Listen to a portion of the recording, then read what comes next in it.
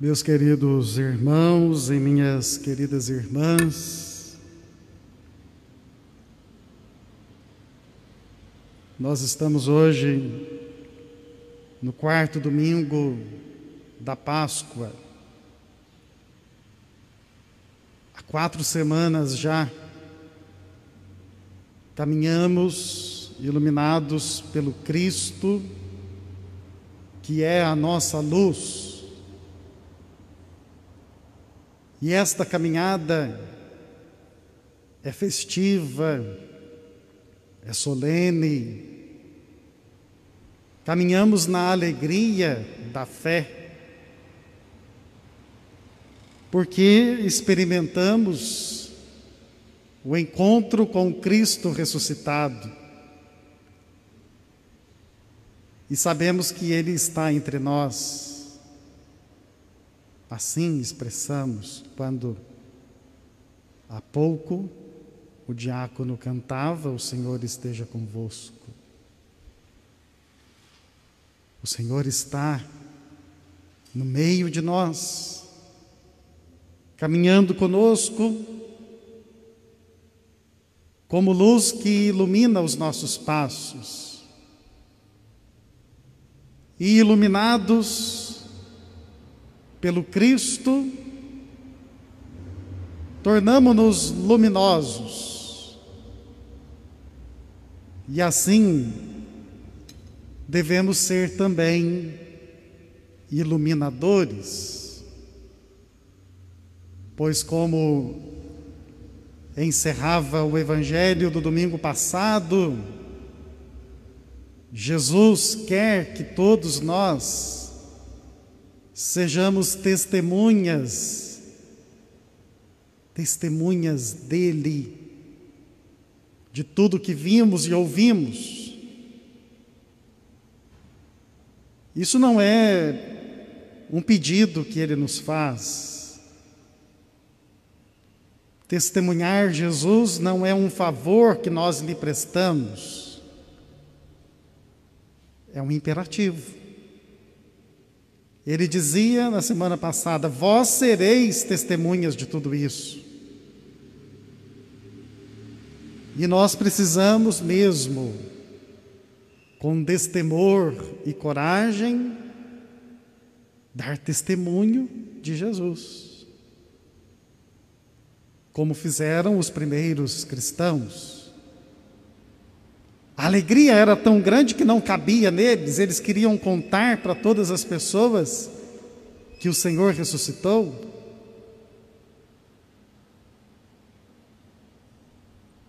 E esse testemunho foi se tornando tão forte que os discípulos passaram a fazer o que Jesus fazia. Pregavam com autoridade a palavra de Deus, libertavam pessoas que estavam oprimidas pelo mal e também curavam doentes. A leitura primeira que nós ouvimos menciona precisamente esta cura que acontecia por intermédio dos discípulos, dos apóstolos. Tão impregnados estavam eles, repletos, cheios da graça do Espírito, que por onde passavam deixavam rastros, as marcas do Cristo, a ponto até de a sombra de Pedro curar alguém. Olha que força! A graça de Deus emanando densamente, caindo profusamente sobre o seu povo, por intermédio dos discípulos. Vós sereis testemunhas de tudo isso. Meus irmãos, nós temos hoje a mesma graça que os primeiros cristãos tiveram. Nós temos o privilégio de agora ver o ressuscitado que está aqui. Nós o tocamos e somos por ele tocados. Nós temos o privilégio de vê-lo revigorando-nos, trazendo-nos novamente alegria, devolvendo-nos esperança depois da cruz. Experimentamos o ressuscitado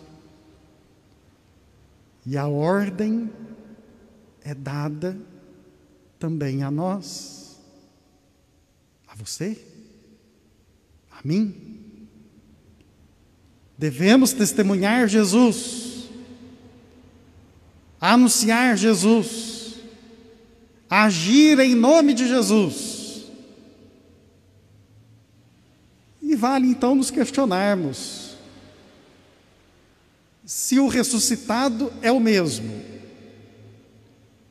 se a graça é a mesma, se a ordem, o imperativo é o mesmo, e os discípulos, nós somos os mesmos, porque não há ruptura entre os primeiros e nós. Por que será que hoje nós não vemos então acontecer o que aconteceu no início da pregação do Evangelho? Por que será que nós somos tão tímidos? Por que será que nós somos apáticos, medrosos, sem coragem, sem ousadia? Por que será que nós não vemos curas acontecendo, libertações grandiosas? Tem nos faltado acreditar mais, acreditar no que Deus pode fazer através de nós. Iluminados, somos iluminadores.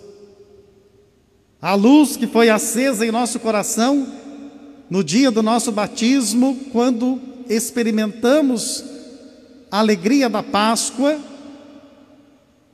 não pode ser apagada. Deve resplandecer, brilhar e chegar a todos os corações. Então vamos despertar, vamos sair da apatia, vamos sair da inércia, sejamos mais ousados na vida de fé, mais corajosos mesmo em tempo de dificuldades e sobretudo neste tempo, quando diante de tantas trevas que estão aí afora, é preciso que a luz de Cristo resplandeça. Nós chamamos este quarto domingo da Páscoa de Domingo do Bom Pastor. Ouvimos este evangelho tão bonito em que Jesus se proclama o bom pastor. Aliás, no evangelho de São João, nós verificamos várias autoproclamações em que Jesus vai se definindo para os discípulos.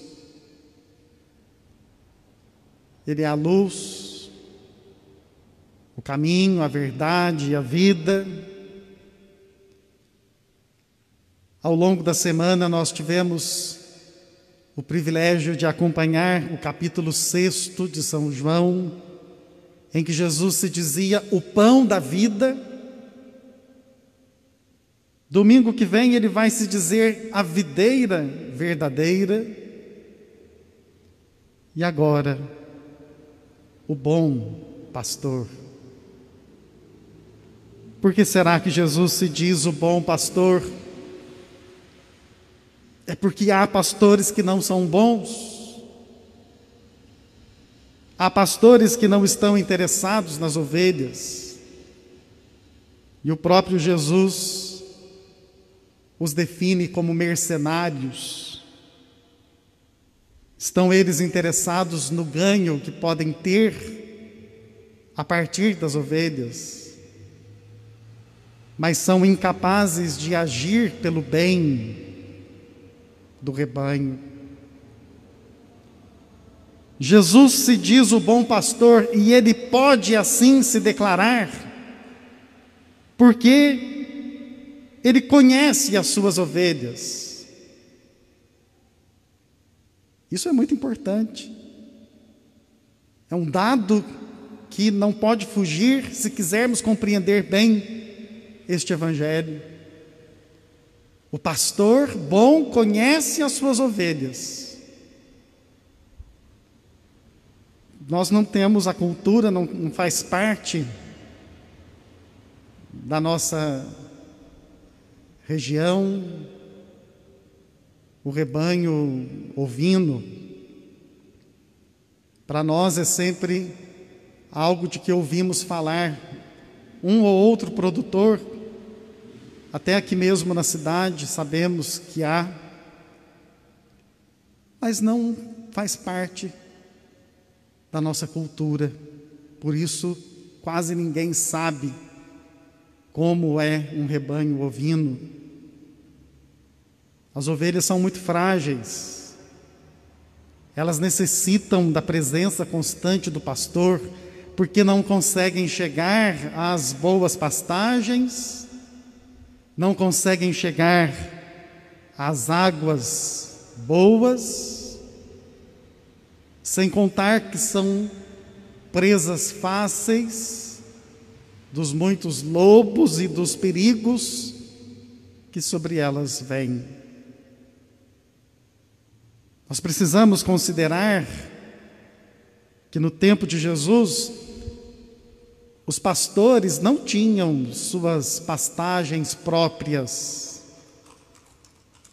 Eles levavam as ovelhas para as montanhas, para, vamos dizer assim, pastagens em comum. E depois, não tinham o seu próprio redil para guardar as ovelhas que eram suas. Os redis eram comunitários. Muitos pastores guardavam suas muitas ovelhas misturadas. Mas que bonito, diz Jesus. Eu conheço as minhas ovelhas. No meio de todas, eu sei quais são as minhas. E para comprovar, elas me conhecem. A ovelha conhece a voz do pastor. Ele chama e ela vem. Isso por causa do tempo que o pastor dedica estando junto às ovelhas.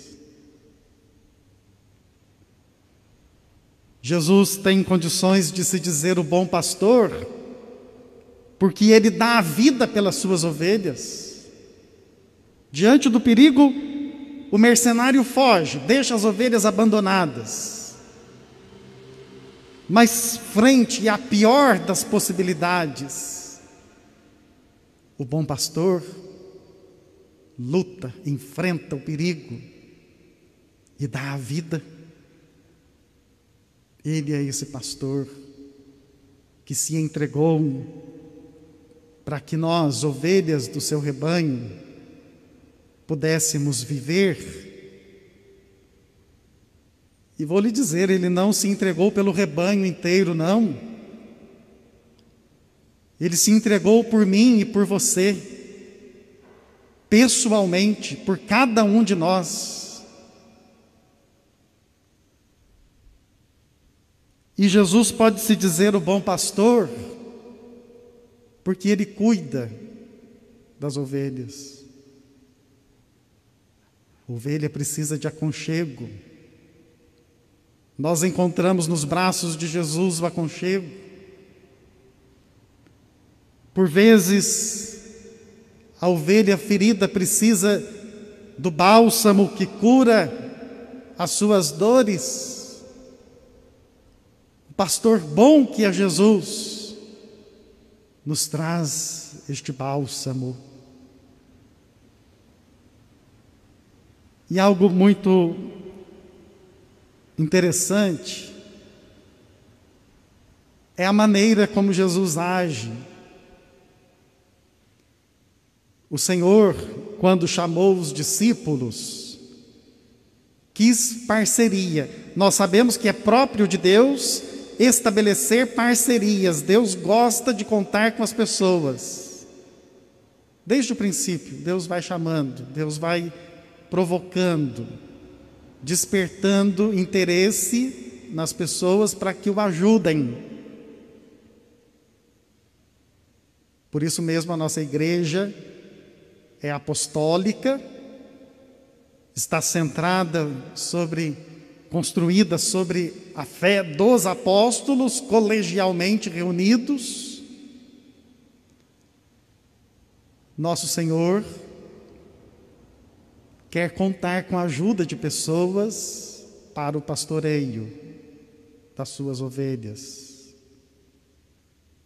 Quando pensamos nisso, que Ele estabelece cooperadores, ligamos imediatamente à figura do bispo, dos padres, dos diáconos, dos religiosos, dos coordenadores das comunidades, daqueles que são líderes paroquiais. Até porque nós temos uma tendência muito forte, que é algo muito grave em nós, delegar funções. Ah, que bonito, Jesus diz que então todos devem ajudá-lo a pastorear. O bispo que ajude, o padre que ajude, o diácono que ajude, os irmãos que ajudem. Mas pelo batismo, nós nos tornamos sacerdotes, profetas e reis. E a este termo reis, através do qual nós entendemos-nos líderes com Jesus, condutores da comunidade, da igreja com Jesus, nós vemos ligado também a expressão pastores. Todos nós somos pastores. Pastores para cuidar uns dos outros. Diferente de cuidar da vida dos outros, porque quem cuida da vida dos outros não age como Jesus. Quem está cuidando da vida dos outros, julga, condena, difama, maldiz, diferente de Jesus. Mas cuidar uns dos outros, olha que expressão mais nítida e clara do que Deus faz conosco. Nós que somos cuidados, pastoreados por Ele, que encontramos nos seus braços o aconchego, a ternura, a misericórdia, precisamos pastorear uns aos outros, oferecer aos irmãos aquilo tudo que Jesus nos oferece. Pastorear uns aos outros, cuidar uns dos outros, porque fomos iluminados e assim devemos também iluminar. O pastor bom conta conosco. Ele sabe que nós somos frágeis, conhece as nossas limitações. Ele sabe muito bem quais são as minhas limitações e quais são as suas, que por vezes poderiam até ser obstáculos à sua ação. Mas Ele não leva isso em consideração. Ele continua contando e pedindo que os nossos braços possam aconchegar as ovelhas que estão à nossa volta. E pedindo que a nossa voz possa acalentar os corações sofridos que estão à nossa volta. E pedindo que o nosso olhar traga paz e serenidade às pessoas atribuladas à nossa volta. Pedindo que sejamos pastores com Ele. Assumamos hoje o compromisso de ajudar Jesus na condução do rebanho. Que assim seja. Amém.